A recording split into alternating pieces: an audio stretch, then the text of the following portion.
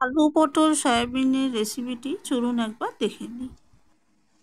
Soybean দিয়ে নিরামিষ আলু পটলের ডালনা করছি, সেই জন্য সয়াবিনটা আমি সেদ্ধ করে জল চিপে নিয়ে নুন আর হলুদ দিয়ে সরষা দিয়ে ভালো করে ভেজে নিচ্ছি।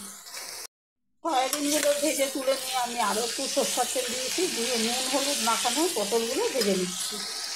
পটলগুলো ভালো করে ভেজে নিয়ে আমি এখানে সেদ্ধ করে রাখা আলু একটু নুন হলুদ দিয়ে ভেজে নিচ্ছি, তার আগে জিরে আর তেজপাতা ফোড়ন দিচ্ছি।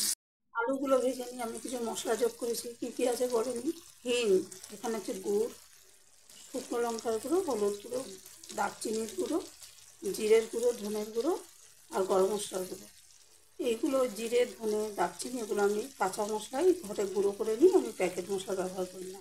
আর একটু জল দিয়েছি, সব কিছু একসাথে মিশিয়ে নিয়েছি, একটু জল দিয়ে এবার সব কষিয়ে নিচ্ছি। মশলা কষা হয়ে তেল ছেড়ে এসছে, এখন আমি ভেজে রাখা পটল আর সয়াবিন দিয়ে দিলাম। সব কিছুই নুন দিয়ে ভাজা ছিল, ওই জন্য এখন এইটুকু নুন দিয়েছি। ভালো করে আমি একটু মশলার সঙ্গে মিশিয়ে নিচ্ছি। সব কিছু মশলার সঙ্গে মেশানো হয়ে গেছে, এখন আমি জল দিয়ে দিচ্ছি। দিয়ে এখন আমি সব কিছু মিশিয়ে নিয়েছি, ঢাকা দিয়ে রান্না করে নেব। নিরামিষ আলু পটলের ডালনাটা আমার হয়ে গেছে, আমি এতে একটু ঘি মিশিয়ে দিলাম। বাড়িতে ট্রাই করে দেখবেন, খুব ভালো লাগবে। একঘেয়ে আলু পটলের ডালনা তো খান, এইভাবে করে দেখবেন। আর আমার চ্যানেলে আরও পটলের রেসিপি আছে, চাইলে সেগুলো ট্রাই করে দেখতে পারেন। সয়াবিন আলু পটলের নিরামিষ রেসিপিটি ট্রাই করে দেখবেন, ভালো লাগবে।